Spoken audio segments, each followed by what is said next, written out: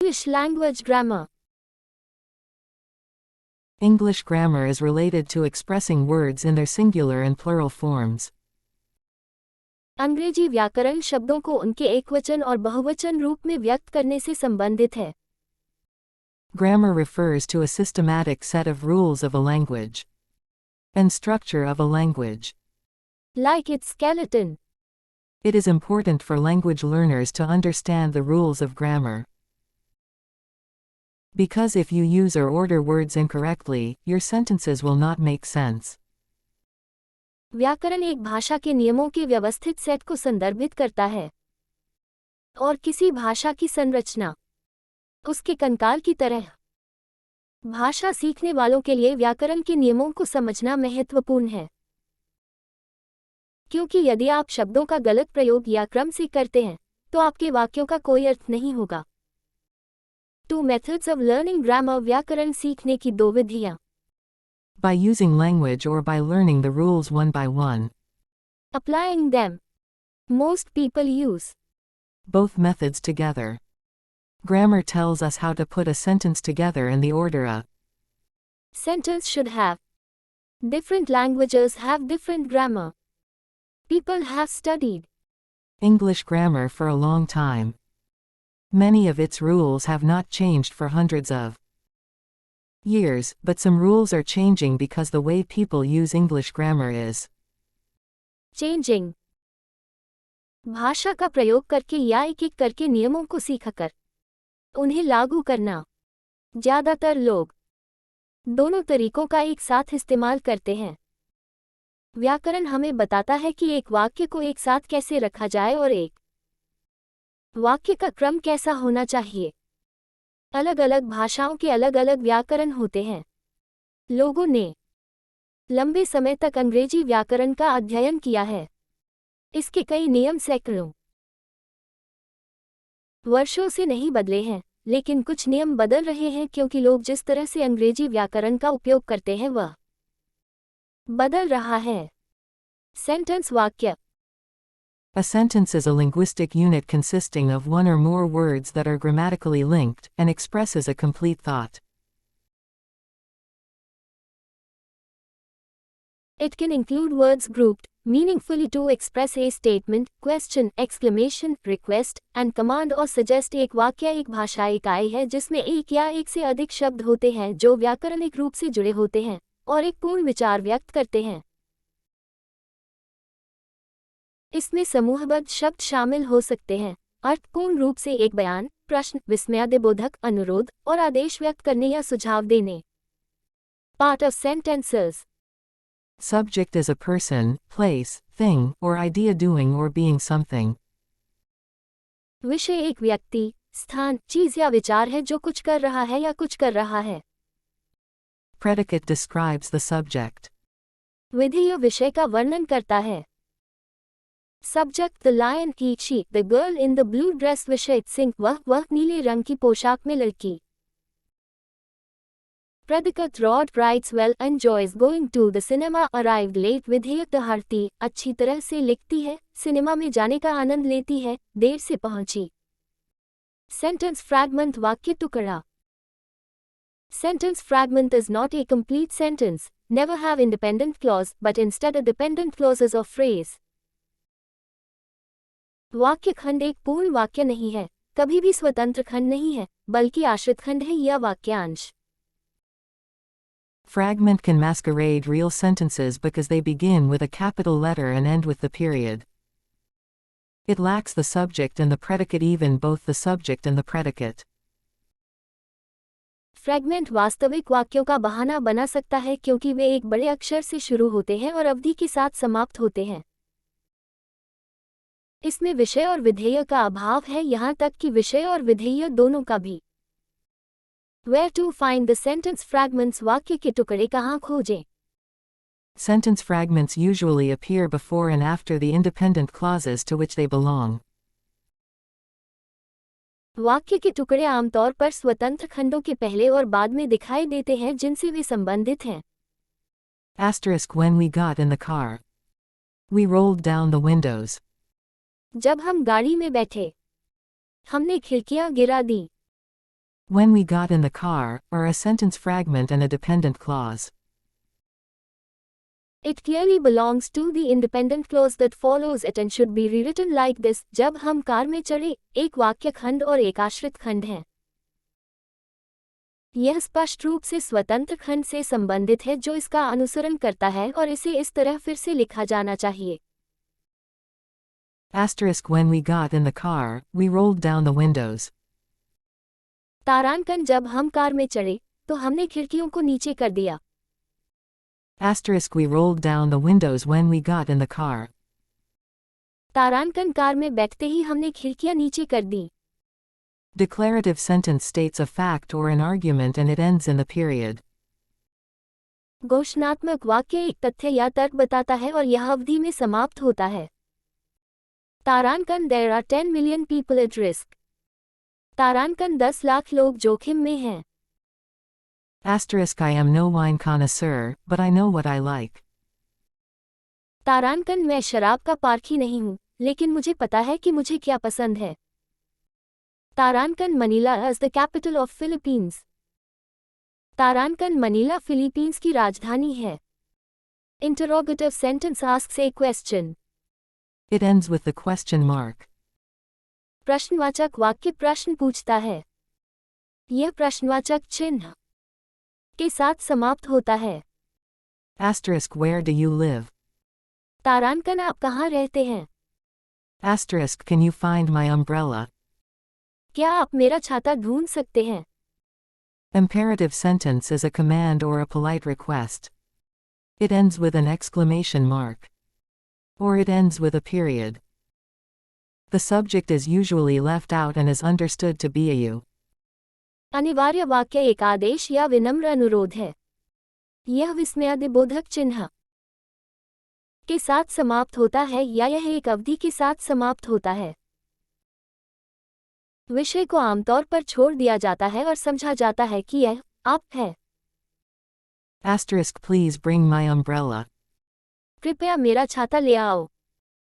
You clear the road at once. तारांकन आप एक ही बार में सड़क साफ करें। Exclamatory sentence expresses excitement, conveys a strong feeling or sudden emotion. It ends with an exclamation mark. विस्मयादिबोधक वाक्य उत्तेजना व्यक्त करता है, एक मजबूत गिरने या अचानक भावना व्यक्त करता है। यह विस्मयादिबोधक चिन्ह के साथ समाप्त होता है। तारांकन You've broken my umbrella. तुमने मेरा छाता तोड़ा है। She is the thief. वह चोर है। That is beautiful. तारांकन वह खूबसूरत है। 4 basic sentence structures 4 मूल वाक्य संरचनाएं। 1. Simple sentence is a sentence with only one independent clause. It is referred to as independent because, while it might be a part of command or complex sentence, it can also stand by itself as a complete sentence. Simple sentence has the most basic elements that make it sentence: a subject, a verb, and a complete thought. 1. सरल वाक्य केवल एक स्वतंत्र खंड वाला वाक्य है। इसे स्वतंत्र के रूप में संदर्भित किया जाता है क्योंकि यह कमांड या जटिल वाक्य का हिस्सा हो सकता है। यह स्वयं को पूर्ण वाक्य के रूप में भी खड़ा कर सकता है। सरल वाक्य में सबसे बुनियादी तत्व होते हैं जो इसे वाक्य बनाते हैं: एक विषय, एक क्रिया और एक पूर्ण विचार। The struggle is eternal. संघर्ष शाश्वत है। Joy waited for the train. Joy ने ट्रेन का इंतजार किया। The train was late. The train subject was verb तारांकन ट्रेन लेट थी। ट्रेन विषय था verb। Anne and Joyce took the bus. Anne and Joyce compound subject took verb तारांकन Anne और Joyce ने बस ली। Anne and Joyce यौगिक विषय लिया verb। Compound sentence is a sentence that contains at least two independent clauses connected to one another with a coordinating conjunction. यौगिक वाक्य एक ऐसा वाक्य है जिसमें समन्वय संयोजन के साथ एक दूसरे से जुड़े कम से कम 2 स्वतंत्र खंड होते हैं। Coordinating conjunction is easy to remember if you think the words fanboys. यदि आप फैन बॉयज शब्द सोचते हैं तो समन्वय संयोजन याद रखना आसान है। फॉर, एंड, नॉट, बट, और, yet, so. Joy waited for the train, but the train was late. तारांकन जॉय ने ट्रेन का इंतजार किया, लेकिन ट्रेन लेट हो गई। Anne and Joyce arrived at the bus station before noon, and they left on the bus. Before I arrived. तारांकन Ann और जॉयस दोपहर से पहले बस स्टेशन पहुंचे, और मेरे आने से पहले वे बस में चले गए। Anne and Joyce left on the bus before I arrived, so I did not see them at the bus station. तारांकन एन और जॉयस मेरे आने से पहले बस में चले गए, इसलिए मैंने उन्हें बस स्टेशन पर नहीं देखा। Complex sentence is a sentence that contains an independent clause and at least one or more dependent clause. Dependent clause is similar to an independent clause, or complete sentence, but it lacks one of the elements that would make it a complete sentence. सम्मिश्र वाक्य एक ऐसा वाक्य है जिसमें एक स्वतंत्र उपवाक्य और कम से कम एक या अधिक आश्रित उपवाक्य होते हैं। आश्रित खंड एक स्वतंत्र खंड या पूर्ण वाक्य के समान है, लेकिन इसमें एक तत्व का अभाव है जो इसे एक पूर्ण वाक्य बना देगा। डिपेंडेंट क्लॉजेस, आश्रित खंड। तारांकन because Ann and Joyce arrived at the bus station before noon. तारांकन क्योंकि एन और जॉयस दोपहर से पहले बस स्टेशन पर पहुंचे।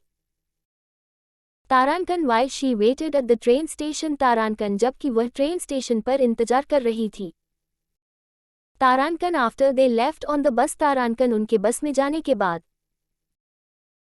Dependent clauses such as those above cannot stand alone as a statement, but they can be added to an independent clause to form a complex sentence.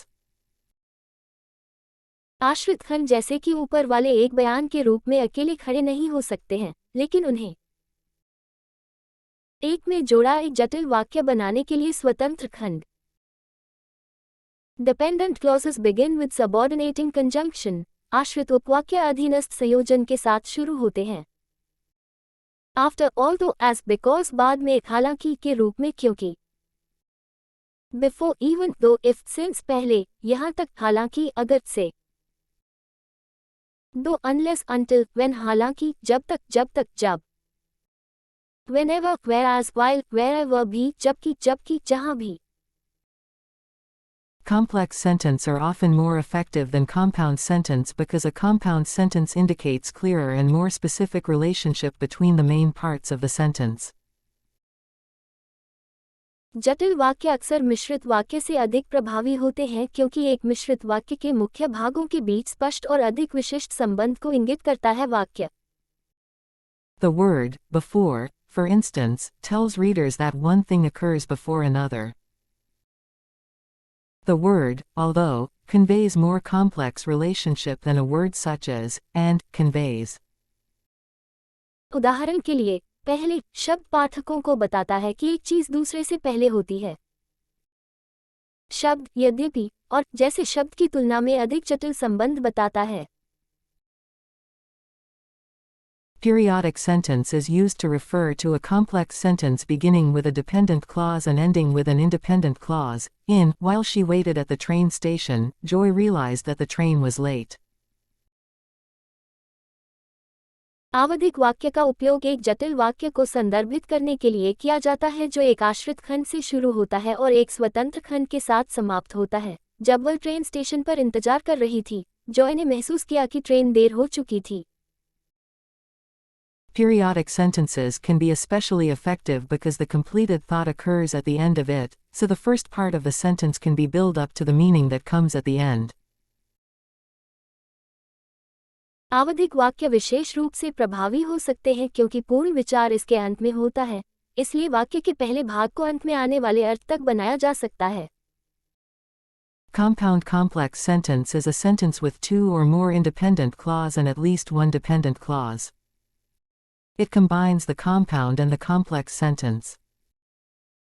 The compound part means that it has two or more complete sentences. यौगिक जटिल वाक्य दो या दो से अधिक स्वतंत्र उपवाक्य और कम से कम एक आश्रित उपवाक्य वाला वाक्य है। यह यौगिक और जटिल वाक्य को जोड़ती है। यौगिक भाग का अर्थ है कि इसमें दो या अधिक पूर्ण वाक्य हैं। The complex part means that it has at least one incomplete sentence. जटिल भाग का अर्थ है कि इसमें कम से कम एक अधूरा वाक्य है। His blue eyes were light, bright and sparkling behind half-moon spectacles, and his nose was very long and crooked, as though it had been broken at least twice. उसकी नीली आंखें आधी चांदी के चश्मे के पीछे हल्की, चमकीली और चमकीली थीं, और उसकी नाक बहुत लंबी और टेढ़ी थी, मानो वह कम से कम 2 बार तोड़ी गई हो। Coaching 6-3